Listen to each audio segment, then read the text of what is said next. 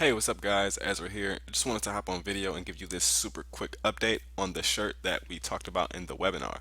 If you haven't seen this shirt before, that means you haven't watched the webinar, and I highly suggest you set aside some time to go check the webinar out. Great stuff we talked about there. I got a lot of great feedback, and I tried my best to make the roadmap to Teespring success as crystal clear as possible. Okay, so as I said in the webinar, I got this idea from Pinterest, sent it directly over to my designer, got a design, happy with the design, so I put it up. Okay, I like this concept because it identified two things about that person. Not only does it identify that they're a redhead, but it identifies that they're Irish as well.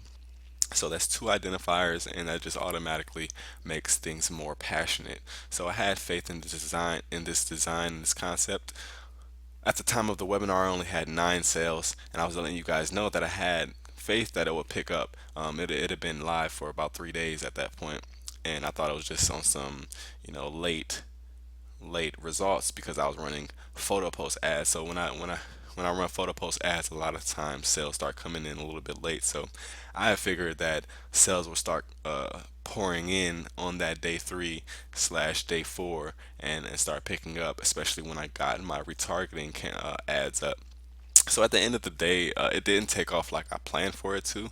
Only 32 sold. I did make money though, $430 revenue, and I spent about 170 on the ads. So money was made at the end of the day, so I'm happy about that.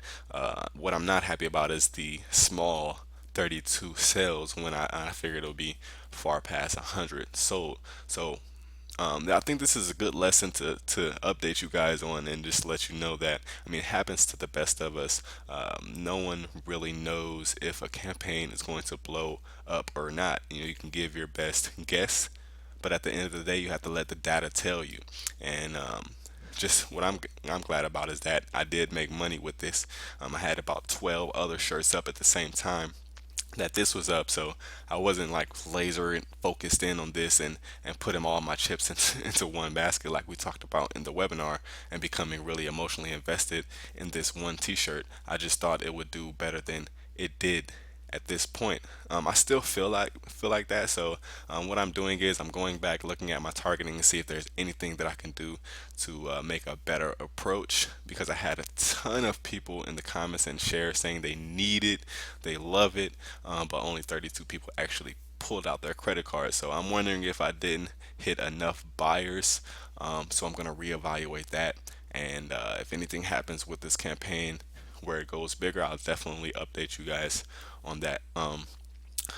But as I was talking about in the webinar, I started to scale it into the areas that I was able to scale it to with this concept. So first I started off with the German.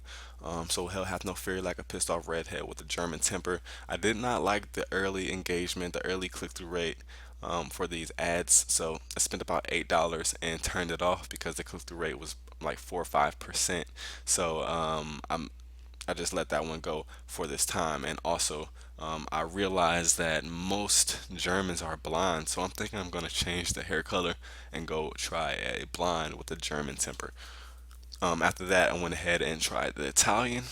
Before I put it up, I realized that most Italians had brown hair, so I changed it from from redhead to brunette, and Irish temper to Italian temper. So one with $5 spent.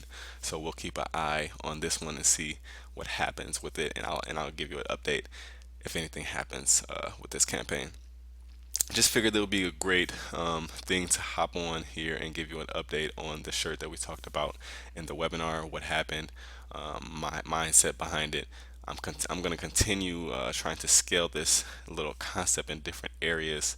Right now, I'm about to put up Hell Hath No Fury like a pissed off blonde with a German temper, and I'm going to run through different uh, nationalities with the blonde hair, like Scottish, where's my paper here? Greek.